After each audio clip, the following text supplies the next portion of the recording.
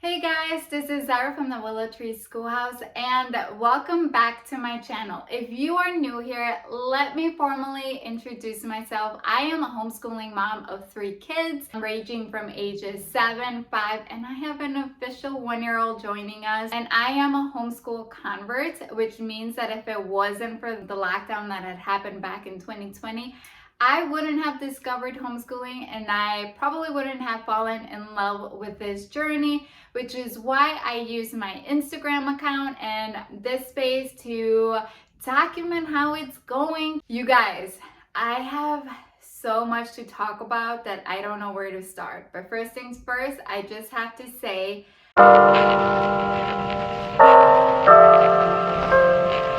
I need to dedicate a moment and thanking everybody that has been supporting me this far.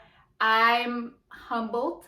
I am completely taken aback sometimes with the support that I have been receiving from my tribe in both social media platforms. On this space, I'm almost at 1,000 subscribers. I did stop filming for a little while, and I know that has stopped the growth for a little bit, but the fact that I have even more than 10 of you following me along in this space it blows my mind. And like sometimes just even talking about it makes me emotional. And then on Instagram, the support and the love and genuine care that I receive from other moms that are on the same journey with me just leaves me speechless. And I'm just so thankful. Like sometimes I have to take a moment and take in all of the sweet messages and the encouragement that I have been receiving in the last couple of weeks from you guys. It has been amazing. I'm trying really hard not to get emotional, and I had to pause the camera just because it was starting to make me cry, and I don't want this video to be about that. So one of the reasons why I'm being like this, it's because a couple days ago I had released a planner bundle collection. I put so much time and energy in creating these planners, and how it was shared, how accepted, and the messages that I received from moms appreciating the collection, I was not expecting that. One of the reasons why I created the collection was because I had fallen in the trap of investing in these beautifully curated planners in the past to find out that it wasn't working for me. I was limited to what I could do with the layout that I had thought that I needed, especially in the beginning of my homeschooling journey. And then I realized that I had personal preferences that I prefer for my planner. For example, I preferred cursive over print. I preferred aligned and sometimes dotted over grid, and like just those minor details can make a huge difference for somebody who's planning for their homeschool. Also, why is planning for your homeschool expensive? Like I totally understand the people that hand create these planners and put it together and ship them. Like I completely understand that portion.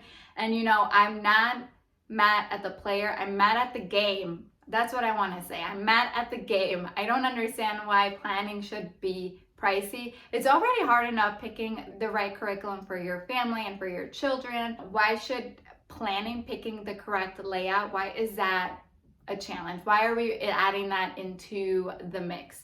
And that is where I got the idea from creating the Ultimate Planning Collection.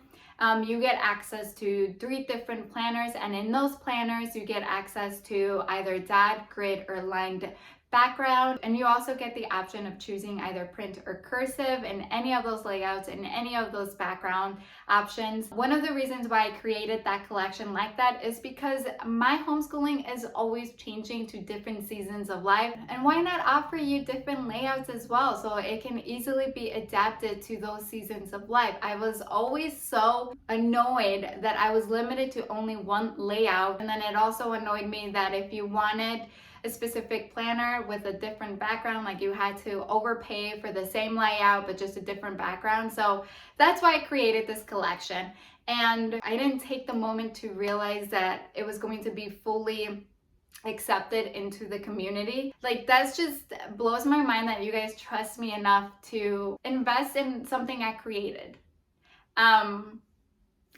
3 years ago, Zara would never have imagined me creating a homeschooling planner and releasing it and putting myself out there, and for you guys to invest in that, because not only are you investing in the planners, but I feel like a portion of you are investing in me, and from the bottom of my heart, I appreciate that. You have no idea. So know that I don't take that lightly. I do have a sale going on for my planners. You can actually snag them at 40% off. I extended the sale for a week-long sale. It was only going to be for a few days, but because of the support that I had received from a lot of you guys, I decided to extend it, and I'm just so genuinely grateful that you guys have been encouraging me in this moment in my life. So in today's video, I did want you to dedicate a moment to talking about that outpouring appreciation to all of you.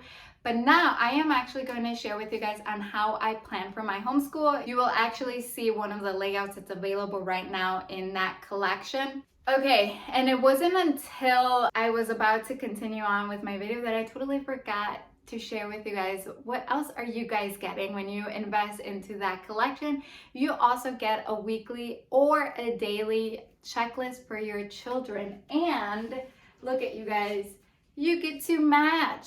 How cool is that? You also get different options for different covers for the planner and then for the checklist, but I just thought that this was really cool. This was actually my oldest son's idea in creating a sloth cover, because in his words, who doesn't like sloths? They're so adorable, and he is so right. And a lot of you guys said the same thing, so I thought that was adorable. But this is the layout. I don't have the check boxes available. After trying it for a few days, I realized that it wasn't working well. You were limited on how much you can actually write in these weekly checklists, especially if you like to jot down extra notes for your child. So since then, I changed the layout, and I have adapted it to a variety of ways that you can use it, because now here you were only able to use it this way for a weekly checklist, but a lot of you guys had asked if I could make it upright and dedicate a box per subject. So I created it so the pages, you can adapt it to any of your needs. But this is really cool. I'm really proud with how this came about, and this was actually one of the reasons why many of you guys I know invested in this collection, was a daily and weekly checklist. So, and now that I shared my outpouring appreciation to you, I wanted to dedicate today's video in sharing with you guys on how I plan for my homeschool for a new week, and just kind of share glimpses of how I planned for last week, so you guys can kind of get an idea on how easy it is to plan. Also, you guys are going to be taking a peek inside in one of the planners that's available in that collection, and it's called the Full Focus Planner, and you'll see why it's called the Full Focus. So I'm going to go ahead and flip the camera around and share with you guys on how I plan for my homeschool. And for the sake of this video, I decided that I was going to share with you guys last week how I plan for everything, so you guys can kind of get an idea of my process. I'm going to try to explain it in a way where you guys can kind of understand it, because it's hard to put it into words on how I plan for my week. So again, this is called the Full Focus Planner because I'm actually focusing on the day as opposed to the subjects. One of the reasons why I decided to create this layout is because when you actually focus on the subject, you're limited as to what you can write in those boxes. Let's just say in some of the subjects, you only do 2 things, and then you have this big old box. And then in some other subjects, you do a lot more, but you're limited as to what you can write. So this was, to me, this made more sense to how I'm homeschooling in this season of life that I'm in. So my Mondays and Tuesdays end up being my brain dump day. I write down everything that I want to get done this week. Some of these are loop subjects that I don't tackle for no more than 1 time a week, but I just wanted to brain dump everything I needed to get done, because our Mondays and our Tuesdays are our busiest as far as homeschooling goes. We start out the week strong and then we end the week slow. It's just how it works for us. It always happens. I know some like to start off gentle and slow and then end the week strong. That's just not us. So Monday and Tuesday are my brain dump days. This is basically how I homeschool for my morning time. Since we brought Ari home the day that she was born, she has been the huge dictator how much we spend for morning time. Sometimes it can be 10 minutes, 20 minutes, 30 minutes, depending on how she's feeling that day. And so I've learned to kind of keep it short and sweet. We do artistic expression or artist study, depending on what we have going on that week. Or we recite our Bible verses, and then we have our devotional Bible reading, our hymn, and then our morning read aloud. We do also do morning menus, but I don't write that down because that's just a habit. That's just something we do for our morning time. After that, we have our break, the kids play, and then I work on lessons with my Millie. She only takes about 20 minutes right now. We are doing The Good and the Beautiful, math with essentials, and handwriting, and I am looking to implement something else for her aside from a year of tales. We also do a year of tales, but that usually includes morning read aloud, and a lot of the pages in a year of tales I include in our morning menu, so it doesn't really take long for us to do a year of tales. So again, I don't know if just to kind of keep it simple, short and sweet right now in this season, because all she wants to do is play, and play is very important at her age. She does tag along in some of these family subjects. And for Aiden, I work on reading and phonics for 20 minutes. Math has been 10 to 15 minutes. And then we work on grammar, spelling, copywork or handwriting, and then writing. He's been thoroughly enjoying writing. As long as he's enjoying it, I'm going to keep on including it. And then these are our family subjects, and sometimes our loop subjects, so our science, geography, history, and so on and so forth. So again, our Mondays and our Tuesdays are our busiest. Because Thursday we have co-op and Aiden has karate like 2 hours later, we just can't find the time to homeschool that day. And so we started homeschooling on Saturdays. Now let's say Monday and Tuesday I didn't get something done for like writing. We didn't do Monday and Tuesday writing because we dedicated that day to reading the story that needed to be read for us to rewrite the story basically that's in the lesson. I didn't cross it off. But because we finished it on Wednesday, I went back and I crossed it off because although I didn't get it done that day, we still ended up getting it done. And that to me is what matters. Home ed, we've been incorporating that into our homeschool, and that is just basically the management of the home. I'm including my oldest and teaching him ways on how to properly clean and organize. And this mostly is for him, but my Millie, if you make it fun, they're going to want to clean with you. And so my Millie has been tagging along. Wednesday was also Ari's birthday, so I'm even surprised that we got some of this done, but we did not get morning time done, which I'm okay with. Friday, we got a lot of our core subjects done, but because we didn't get a lot of this done, Saturday is going to be our catch-up day.